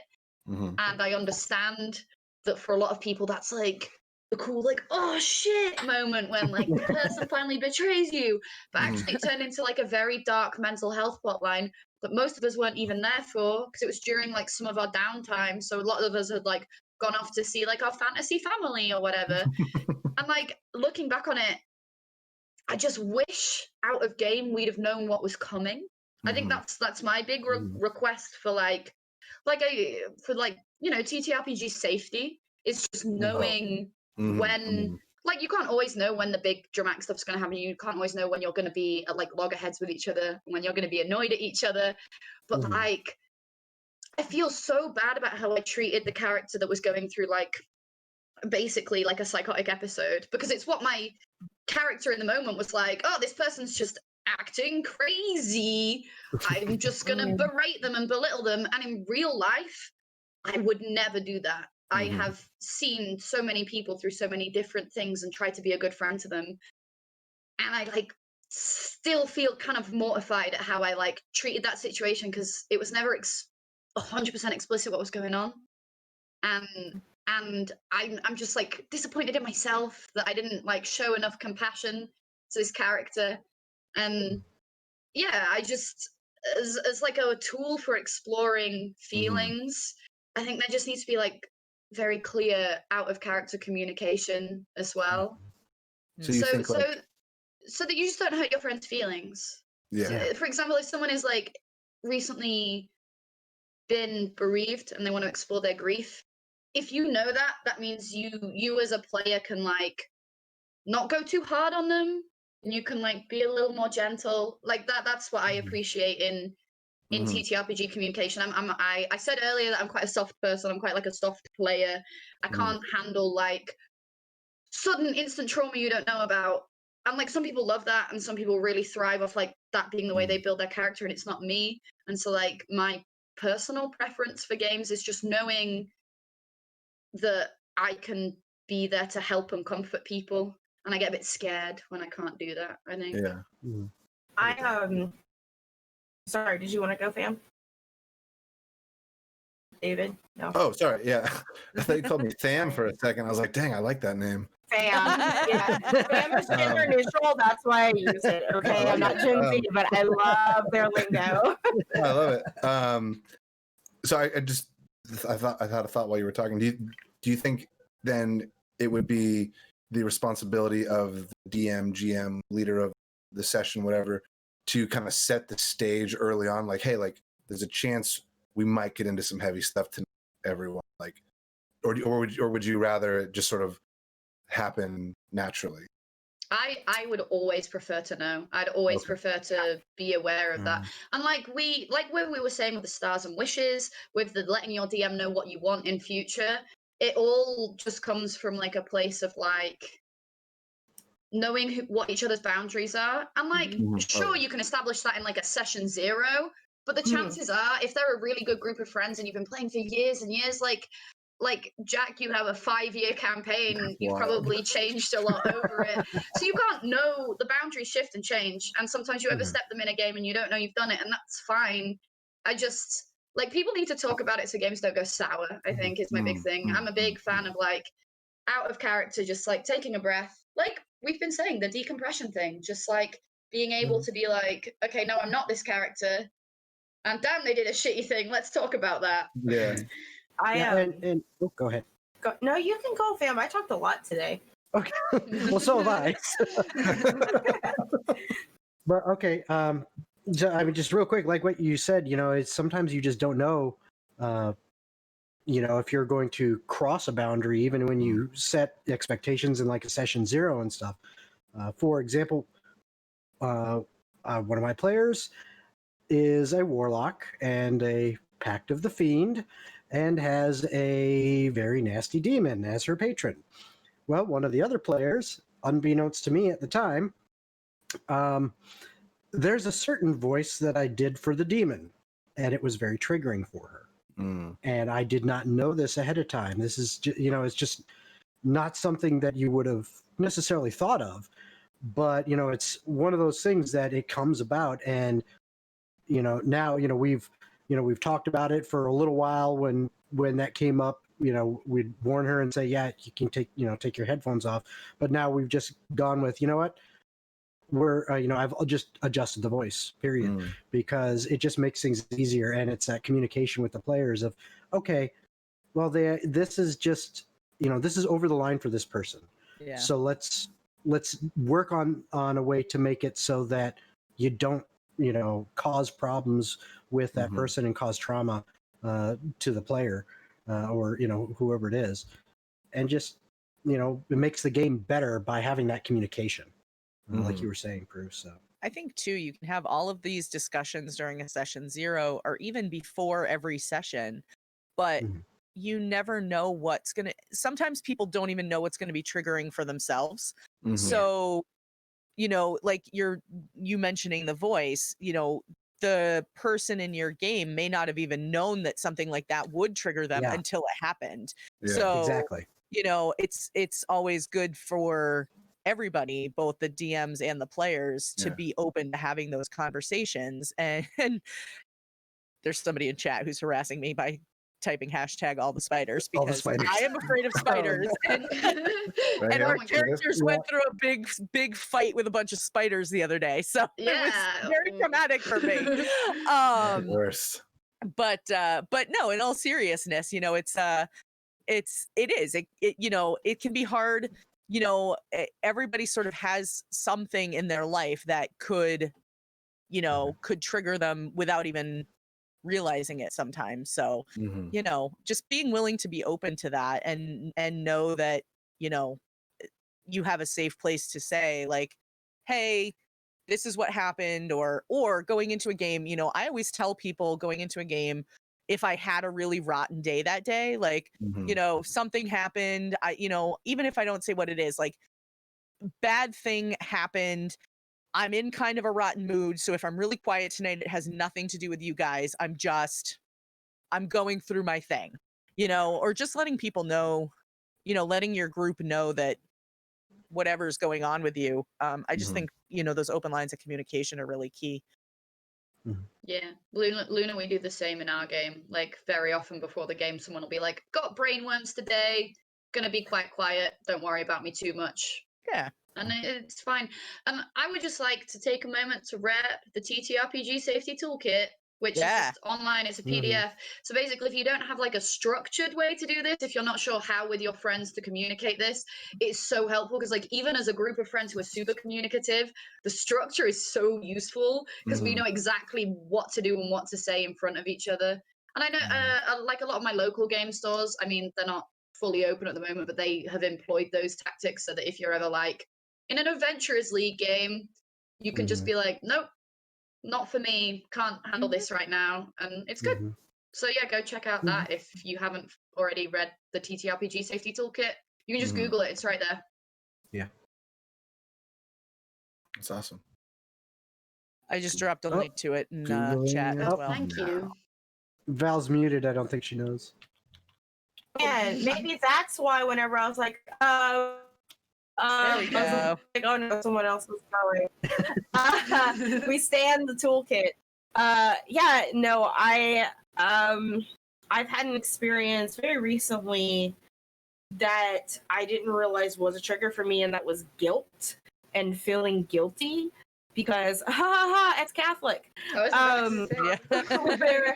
I had on Revenge of the Gift, I had an experience with my character who was, because of resource management, was supposed to have saved everybody in this scenario, but then had one dimension door left to get like 2 characters across like this barrier to like save their life from something that was clearly going to eat them. And she had to choose between her boyfriend and the important NPC. and she chose her boyfriend over it. And then he denied going across with her in the dimension door, so they both are gone now. And like that whole week, as I'm like sifting through it, I was like, guys, please don't do anything that just feeds into like this character's guilt, because that is something I don't think I can handle right now. Like if I can think on it in like 3 more weeks, but not like 6 days after, no, let's there's other things to process in that moment. Let's not process this yet. When it's like still like a very raw emotion for me and my character, because that in character, not a character line gets really blurred in roleplay sometimes. And you have to be mindful and you have to take care of yourself when that happens. So yeah, we toolkitted that communication, always a key. Just giving an example to piggyback off of all of you people. It's fucking great. There's my first F-bomb today. I did it. It only took an hour and 46 minutes. It felt so natural though. It was beautiful. I know. Thanks. Oh no, we've lost Luna. I think we lost Luna. Luna. Mama. Oh no. Oh dear. What now? Oh no. Oh no. Well, bye. I'm out of here. Did anyone see any questions in chat, or does anyone have any questions? We can just keep this train I going. really liked the cute starter question that Luna jokingly asked us about matching dice to characters. I want to there you go. match dice to characters. Yes. Yes. We just recorded our last episode, our most recent episode of the podcast last night. So all my dice are still on my desk. And oh no, she's totally gone. No, Luna. The cameras. My dreaded camera. No. Jack, I'm you now, Jack. Are we done? Oh wait, according to the places. Yes. Yeah, Jack, your Luna. Jason, how's a locust going? You know, it's going great. It's great. So it appears that Luna has from afar. Go ahead, Mike. Luna has lost her internet, so we're gonna give it a second. Actually, it's 10 of. So what I'm gonna do, I'll wrap it up with the you guys for the night. So I want to give you, David. Gamer Mom Luna, you look like David tonight. It's kind of. Man, I'm so honored to have that title. There you go. All right, so the nicest person. I'm gonna go through, and I want to give you guys a chance to plug whatever projects you're working on. Tell us about you, where we can find you, all that fun stuff. Well, so we'll start with Dave. Cool, thank you. First of all, this has been a really awesome night. Thank you everyone for talking and hanging out. There's been some really, really cool stuff said. So thank you to all of you. I am David Tilstra. I am the Dungeon Master for From Afar Podcast. We play D&D sometimes. Listen to us on Monday. You can find us on Twitter at From Afar Podcast. Some exciting stuff we're working on. We have a couple of one-shots in the works right now with a couple of different people from the community. That should be pretty cool. A big one coming up pretty soon. We have a 3-podcast crossover with us, Discount Dungeons. Welcome back. Almost. Luna. Close. Hello. Yes. Hey. Welcome back. I don't know what happened. My internet just totally like crapped out. I'm like, I was trying to, I don't know, look at something, whatever. And I was like, why is that website? Oh, crap. Oh, no. Oh, well, anyway, I'm back. Great to have you back. Hey. Yeah, so we have a 3-podcast crossover coming up in the next few weeks here with some people from Know Your Role, some people from Discount Dungeons, and a couple of us from Afar Podcast. So keep your eyes and ears peeled for that, because we're going to record it, and then it's going to take me 10 years to edit it. So I guess don't hold your breath too long, because that'd be dangerous. I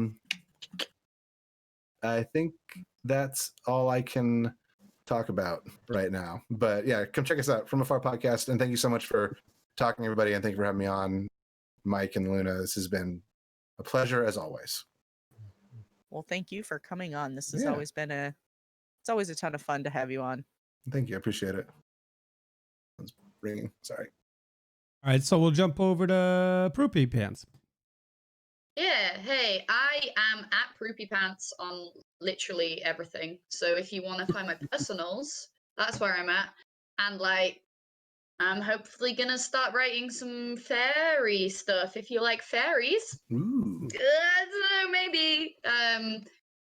I mean, that's a big maybe. Who knows? Big question mark on the fairy stuff. And then I also play Dungeons and Dragons 5th edition over on ChasingTales. We stream at a really nice UK time. So if you happen to be awake at 2:51 in the morning in the UK, we're on at not that time.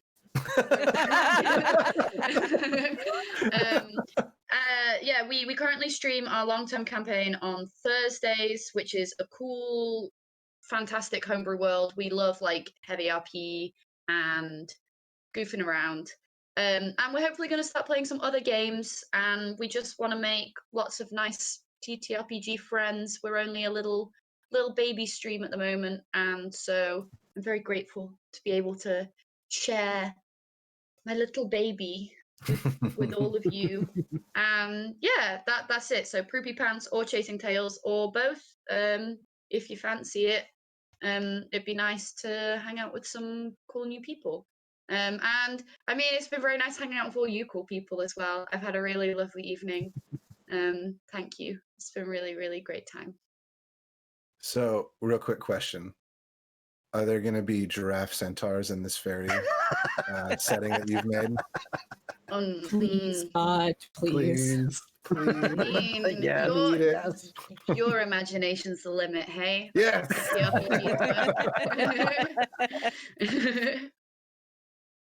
Alrighty, we'll move on to TeaCrusader. I think you may be muted. Are you muted? Muted Can I his just mute spot. myself? I thought I was muted. And I pressed the button. I'm the one who's not a streamer. Like, so I'm at TeaCrusading on Instagram and Twitter, but I'm half of Cobblepath Games, so that's at Cobblepath. Main thing I'm going to plug is got a Kickstarter on at the moment for our horror game Locus. Go check it out. There's loads of info on the thing. I'm not going to spend ages talking about it. I've already talked about it way more than I probably should have on this chat, but it's been really fun. So that's called Locus. A couple of things are, it's currently on Kickstarter. It's got 13 days left, I think. We're already Congratulations, man. This looks rad. Yeah, This it looks really cool. This looks like That's- super yeah. cool. Awesome. Congratulations. Thank you. So we're building towards a sci-fi setting supplement for it as well at the moment. That's the next stretch goal.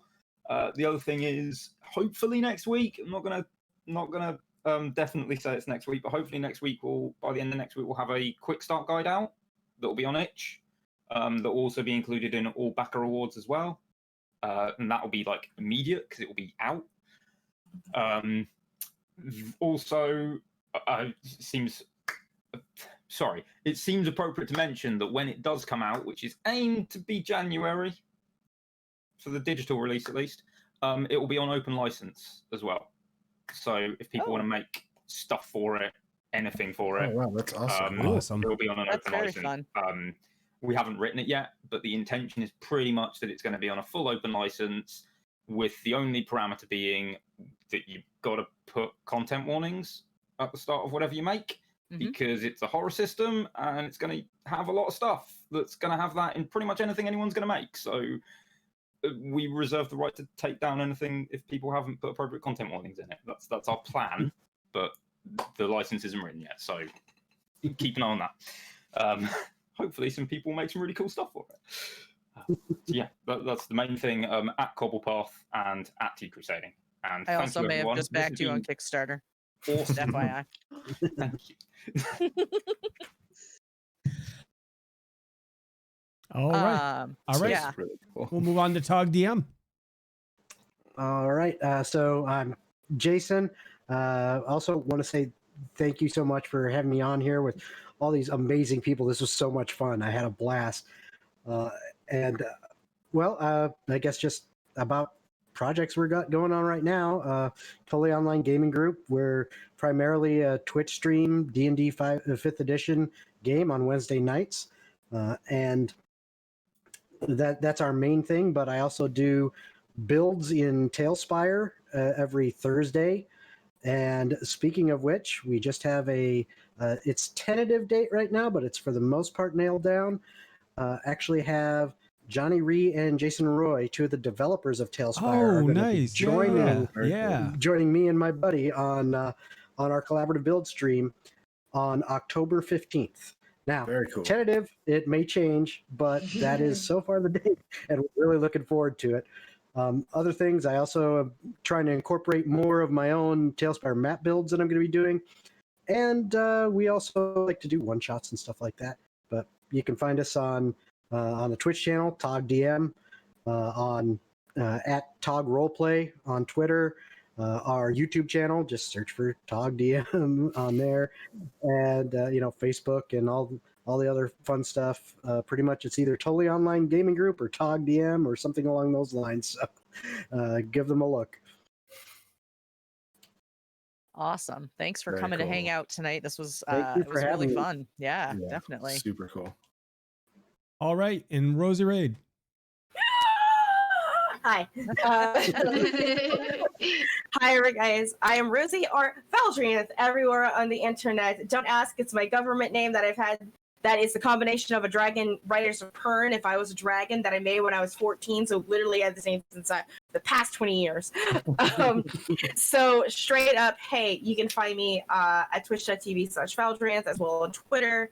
I produce TTRPG content for myself and my friends, is essentially what happens. So we're in like a transitional phase.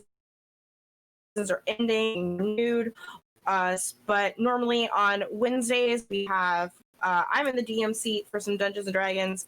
Wednesday nights is my friend Rob, where we play Revenge of the Gith. On Thursdays we have D&D, and soon to be around in this time slot we will have a very short Monster Hearts campaign, which I'm super excited about. Then on Saturdays we have the Emberwind game and our Dragon Age RPG game as well. The big thing that's coming up, though, is that if you slide into my DMs to get into my Discord, we're starting our process for the Extra Life Weekend. If you guys don't know what Extra Life is, Extra Life Weekend, it's a 24-hour gaming weekend where we raise money for our local children's miracle networks. We play a game to heal kids. I'm doing 3 days, so I'm doing 3 games on Friday, 3 games on Saturday, 3 games on Sunday of 3.5-hour TTRPG sessions, and we're looking for dungeon masters and game masters and storytellers. So if you're interested in participating in that, me and DM, I'll get you a link to the Discord, I'll get you a link to the forum to sign up, because this is how I got started in streaming. Is I was like, hey, I'm bored and depressed on the internet. I'm going to raise money for kids. So yeah, I'm gonna get you, fam. Don't worry about it. But yeah, that's me. Also, if you just want to see me like goof off, I'm also a Nerdly Gaming channel where I play a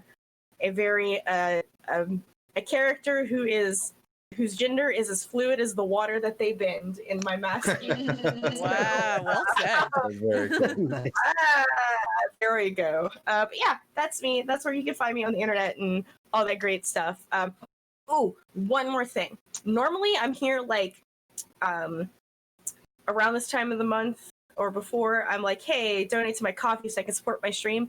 But instead, guys, I would like for you, if you could look into any of the hurricane relief that goes into Southwest Louisiana, which is where I'm from. I have the entire city of Lake Charles is dismantled. Like they do not have utilities. My best friend, like, luckily her house is still there, but there's no utilities. They're completely displaced.